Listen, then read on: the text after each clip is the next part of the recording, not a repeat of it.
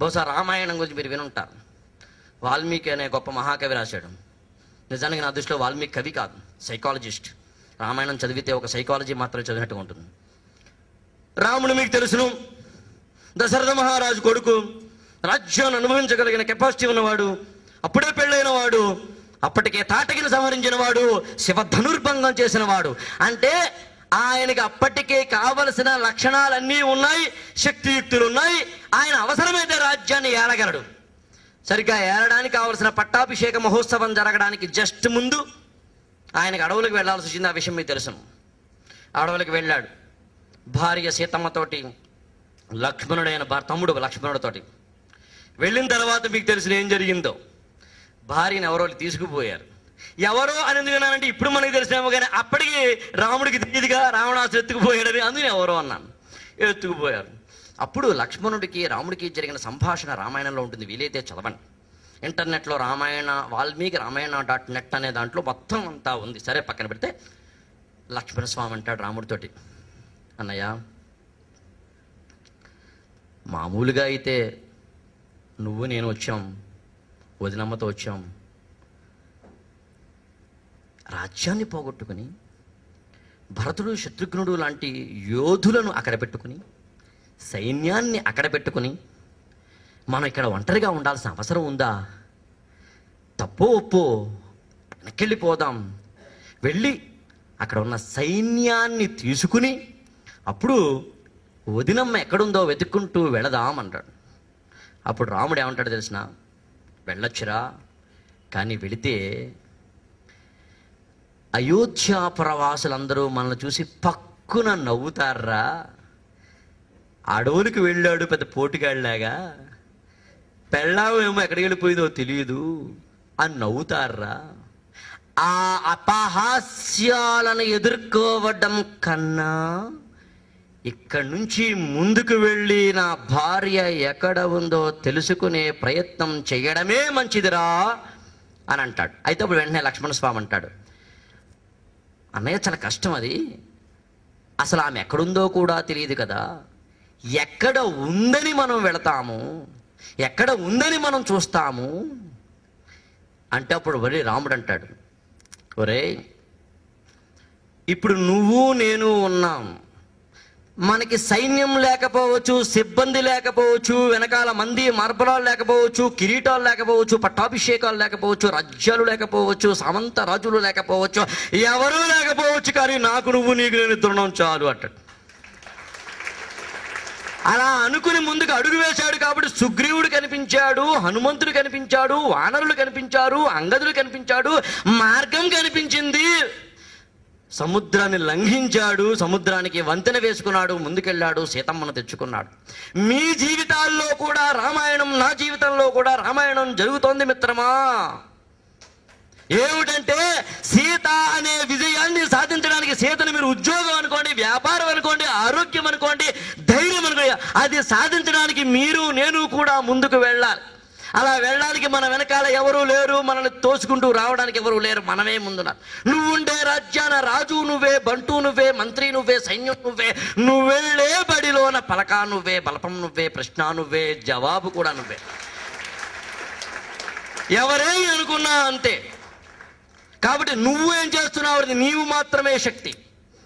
అది రామాయణంలో రాముడు నమ్మకం గురించి చెప్పిన మాట. అంత మాత్రమే కాదు, బహుశా మీరు భాగవతం అనేది వినుంటారు. ఇది కూడా ఫార్చునేట్లీ వేదవ్యాసుడే రచించాడు. అందులో గజేంద్ర మోక్షం అనే కథ మీరు వినుంటారు. గజరాజు ఉంటాడు, అంటే ఏనుగు ఒక మడుగులో స్నానం చేస్తూ ఉంటుంది. గజరాజు ఆయనకి ఆ భార్య ఒక 8 మంది దాకా ఉంటారు, వాళ్ళందరూ చుట్టూ స్నానం చేస్తూ ఉంటారు. భర్త, నాథ, మై డియర్ హస్బెండ్, నువ్వు తప్ప నాకెవరూ లేరు, నీతో 7 జన్మలు ఇలాగే ఉండిపోవాలనుకుంటున్నాము, ప్లీజ్ మమ్మల్ని ఇలాగే కేర్ తీసుకొని వాళ్ళందరూ ఒయ్యారో లొగపోసుకుంటూ ఉన్నారు. ఈ గజరాజు కూడా నిజమే అనుకుని వింటూ ఉన్నాడు. కొంతసేపు గడిచిన తర్వాత ఒక మొసలి ఆ ఏనుగు కాలు పట్టుకోవడం మొదలుపెట్టింది. ఏంద్రా సంథింగ్ జరుగుతోంది అని నెమ్మదిగా బ్లడ్ రావడం మొదలుపెట్టింది. అప్పుడు భార్య చెప్పాడు, ఏదో జరిగింది సంథింగ్, నాకు నన్ను ఎవరో పట్టుకున్నారు కింద నాన్న. అప్పుడు భార్యలు అందరూ నెమ్మదిగా పైకి వెళ్ళిపోవడం మొదలుపెట్టారు. అప్పుడు అడుగుతాడు గజరాజు, ఏంది ఇంతవరకు మీరేమో 7 జన్మలు 70 జన్మలు ఎగేసి నాతో ఉంటా అన్నారు, ఇప్పుడే ఎగేసి వెళ్ళిపోతున్నారని. ముందు తేల్చుకో, తర్వాత వస్తాంలే అని. సమస్య ఉన్నప్పుడు నువ్వు ఒక్కడవే ఉంటావు, గుర్తుంచుకో. సమస్య లేనప్పుడు, సంపద ఉన్నప్పుడు అందరూ నీ ముందు ఉంటావు. సమస్య ఉన్నప్పుడు ఒక్కడవే ఉంటావు, అప్పుడు నీ నుంచి నువ్వు పారిపోకు. దాన్ని ధైర్యం అంటారు. నువ్వే పారిపోవడం మొదలు పెడితే జనాలు నీ వెనకాల ఎందుకు వస్తారు? అప్పుడు గజరాజుకి అర్థమైంది. అంతవరకు రొమాన్స్లో ఉన్నవాడికి కాస్త భక్తి స్టార్ట్ అయింది. అప్పుడు వైకుంఠంలో శ్రీ మహావిష్ణువు భార్యతో పాచికలంటే చెస్ ఆడుకుంటున్నాడు. అప్పుడు ఈయన అడుగుతాడు, ఏమయ్యా నేను నీ భక్తుడిని, రావయ్యా అని. ఆయనకి అసలు వినపడలేదు ఆ వాయిస్. అప్పుడప్పుడు చూడండి మనం గుడ్ మార్నింగ్ అంటే గుడ్ మార్నింగ్ వాయిస్ వినిపించినట్టుగా. మళ్ళీ అన్నాడు, కలడు దీనుల ఎడ కలడు కలడందరూ కలడో లేడో. ఏమయ్యా విష్ణుమూర్తి నువ్వు ఉన్నావని కొందరు, లేవని కొందరు ఉంటారు, ఉంటే రావయ్యా అన్నాడు. లక్ష్మీదేవి డౌట్ వచ్చింది. ఇలా ఎవరైనా భక్తులు అడిగితే సరే ఈయన గేలా వెళ్ళిపోతూ ఉంటాడు. ఇప్పుడు మంచి చెస్ మూడ్లో ఉంది, వెళ్ళిపోతాడేమోనని అప్పుడు అడుగుతున్నా, ఏమంటే మీ భక్తుడు ఎవరో కింద అడుగుతున్నాడు, వెళ్తారా ఏంటి అని. ఇప్పుడు వెళ్ళలేదు, తర్వాత చూద్దాంలే అంటాడు. అదేంటండి అలా అంటారు మీరు? భక్తులు అడిగితే చాలు మీరు వెళ్ళిపోతారు కదా, ఇప్పుడు వెళ్ళట్లేదు ఏంటి అని. వాడు ఏమన్నాడు కింద నుంచి, కలడు కలడందరూ. అరే విష్ణుమూర్తి నువ్వు ఉన్నావని కొందరు, లేవని కొందరు అంటారా, ఉంటే రారా. వాడికే డౌట్ ఉన్నప్పుడు నేనెందుకు వెళ్ళాలి, వెళ్ళను పో అన్నాడు. మనం డౌట్గా మాట్లాడితే ఎవ్వడు మనతోటి మాట్లాడు. అదే firm shake hand, firm voice, firm gesture, firm body language do have or not, అది మోస్ట్ ఇంపార్టెంట్. సరే ఇంకొంచెం ఆయనకి మొసలి పీకడం మొదలుపెట్టింది, తేడా జరిగింది. ఈ లోపల ఆయన చెస్ మూసేసి రొమాన్స్లోకి వెళ్ళాడు, తన భార్యతో హాయిగా పడుకోవడం మొదలుపెట్టాడు. ఈ లోపల కింద వీడికి బాక్స్ బద్దలైపోతుంది. ఏం చేయాలో అర్థం కావటం లేదు. ఇంకా రక్తం వచ్చేస్తుంది.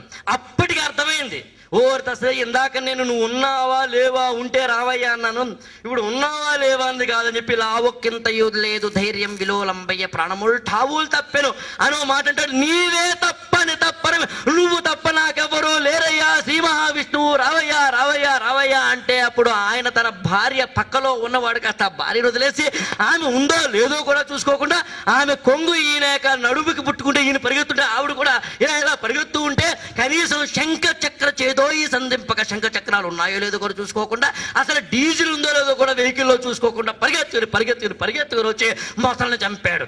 కాబట్టి గజేంద్ర మోక్షం చెప్పేది ఏంటంటే నమ్మండి, బాగా నమ్మండి. నమ్మితే జీవితంలో సీత అనే విజయాలు దక్కుతాయి. నమ్మితే జీవితంలో మీకున్న నిరుద్యోగం అనే దాంట్లో మీకు మోక్షం లభిస్తుందని చెప్పడానికి అలనాడు సైకాలజిస్టులైన వ్యాసుడు, వాల్మీకి లాంటి వాళ్ళు రాశారు. వాళ్ళు ఆనాడు ఇచ్చిన సమాజానికి వాడికి ఒకటే చెప్తారు, పర్సనాలిటీ డెవలప్మెంట్ ప్రోగ్రామ్, అంతకంటే ఏం కాదు. కాబట్టి ధైర్యాన్ని వదలకండి, తప్పులు చేస్తే ఒప్పుకోండి, నమ్మకం యొక్క బలమేంటో తెలుసుకోండి.